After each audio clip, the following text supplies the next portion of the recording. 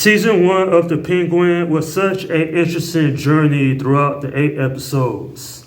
Originally, I wasn't going to review this, but after seeing the whole thing, I just have to give out my opinions and what I ultimately thought was one of the better spin-offs from the Batman universe. By the way, this review will have spoilers, so spoiler warning.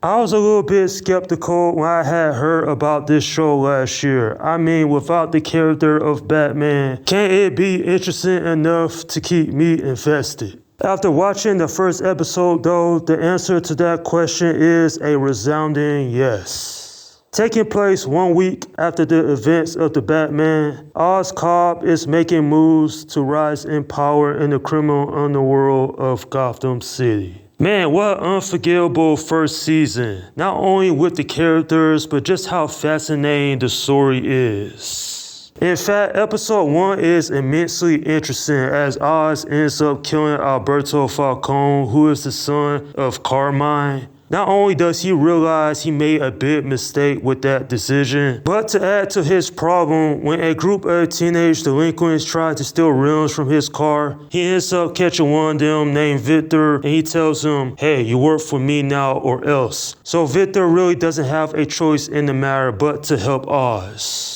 Even in the 3rd episode, when Oz tells Victor to leave because this lifestyle isn't for him, Victor doesn't go with his girlfriend. He stays behind because he cares that much about being rich and powerful, something that he never had his entire life. It's moments like that are peppered throughout the season is why this is considered one of the best TV shows of this year.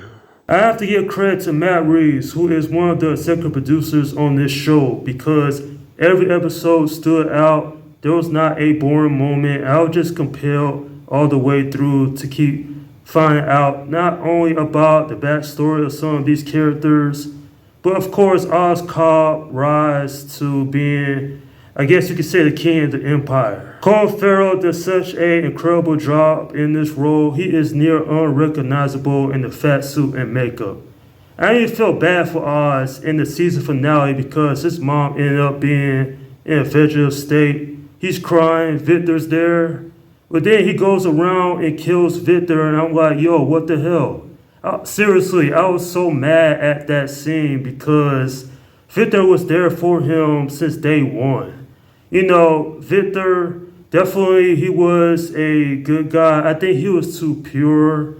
So I kind of understood why Oz took him out. But man, I have to say that Renzi Perez did such a great job in the role. Definitely another highlight in this show. And even if I wanted that character to be around a little bit more, he just wasn't hard enough to be in the criminal underworld.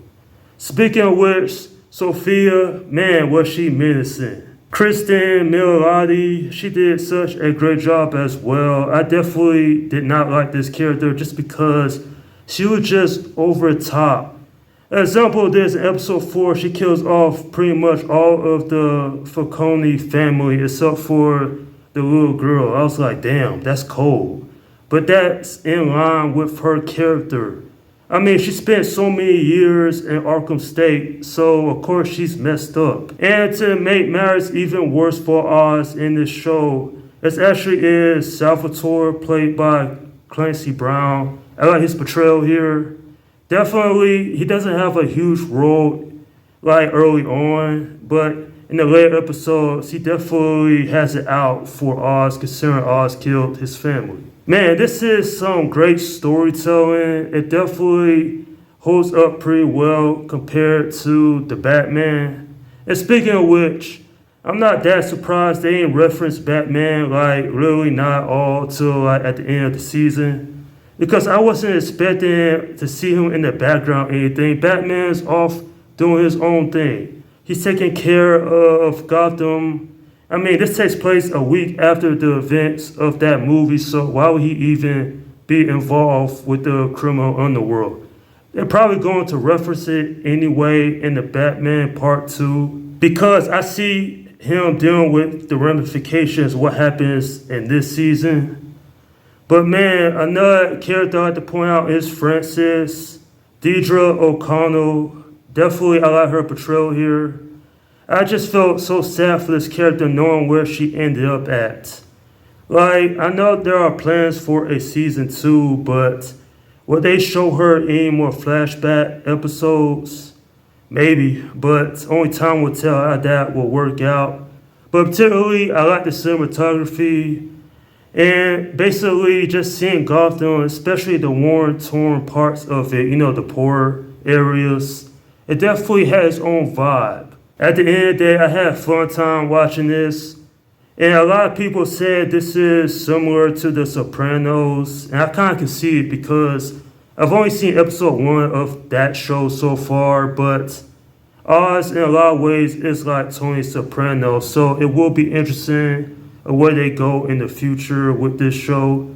But I'm definitely in it for the long ride because this show is just flat out entertaining in my opinion.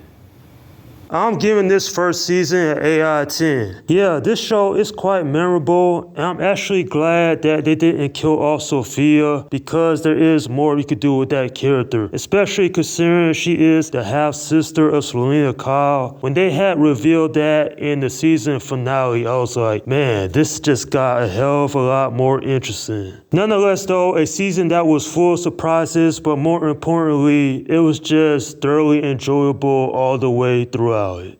And that is my review of the first season of The Penguin. Okay, leave your comments down below in the section and let me know what you thought about this season.